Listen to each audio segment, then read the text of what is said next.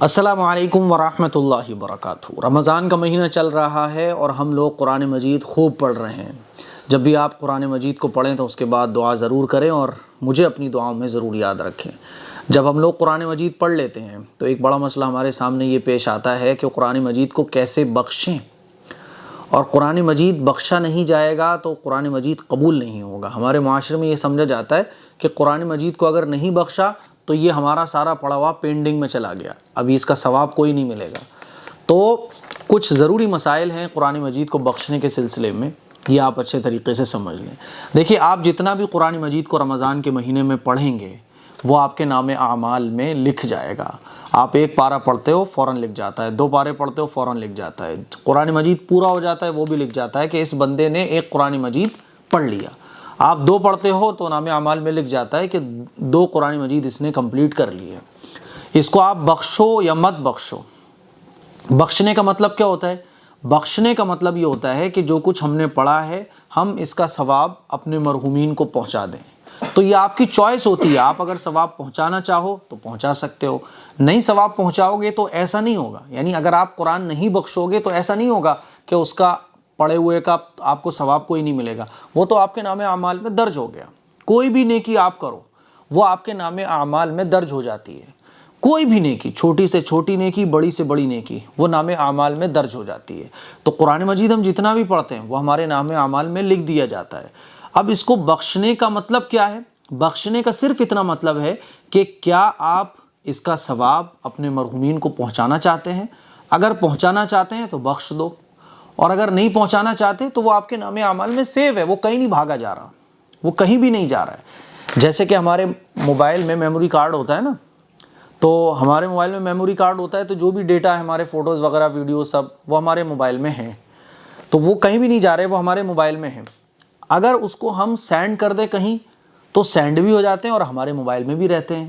تو بالکل یہی سین بخشنے کا ہے کہ جو بھی کچھ ہم نے پڑھا وہ ہمارے نام اعمال میں ہے، اب اس کو ہم ٹرانسفر کر دیں گے اپنے مرحومین کو تو وہ ادھر بھی چلا جائے گا اور ہمارے نام اعمال میں سے بھی کہیں نہیں گیا وہ، ٹھیک ہے؟ اتنا مطلب ہے بخشنے کا۔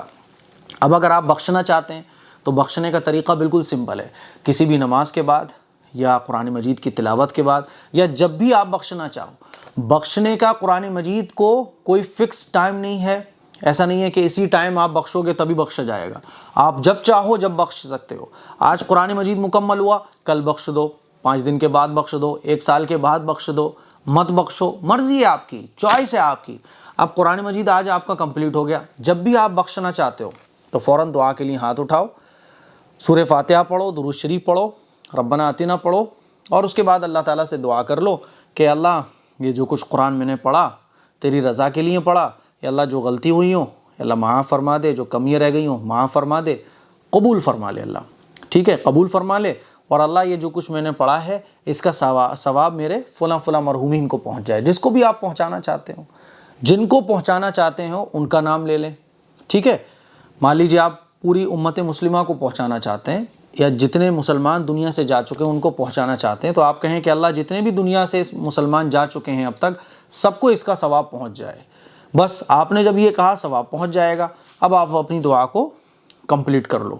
ربنا تقبل منا انک انت السمیع العلیم وتب علینا انک انت التواب الرحیم برحمتک یا ارحم الراحمین، ٹھیک ہے؟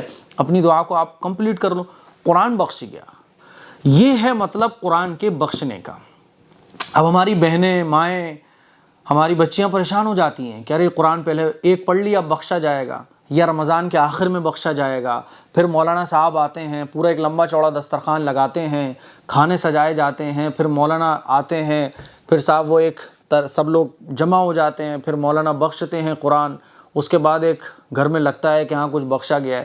یہ لوگوں نے طریقے بنا دیے ہیں اپنی دکانیں چلانے کے لیے، ورنہ قرآن ہر مسلمان بخش سکتا ہے۔ جتنے بھی دین کی تعلیم ہے وہ ہر مسلمان اس کو فالو کر سکتا ہے، ایسا نہیں ہے کہ مولانا صاحب کو کوئی خاص اسپیشل تعلیم دے دی جاتی ہے یا اللہ اور اللہ کے رسول نے مولانا صاحب کو کچھ الگ علم دیا ہوگا کہ وہ وہی اسی چیز پر عمل کر سکتے ہیں، باقی کوئی نارمل آدمی اس پر عمل نہیں کر سکتا، ایسا نہیں ہے۔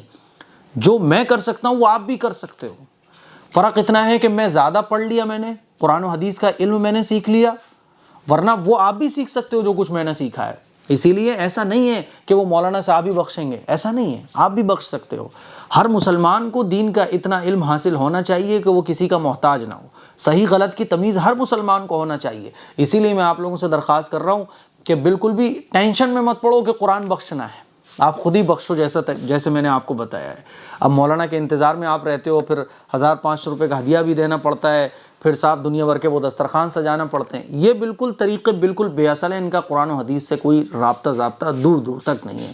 تو مجھے امید ہے آپ کو صحیح مسئلہ پتہ چل گیا ہوگا۔ اس کلپ کو شیئر کریں، دوسروں تک پہنچائیں۔ السلام علیکم ورحمۃ اللہ وبرکاتہ۔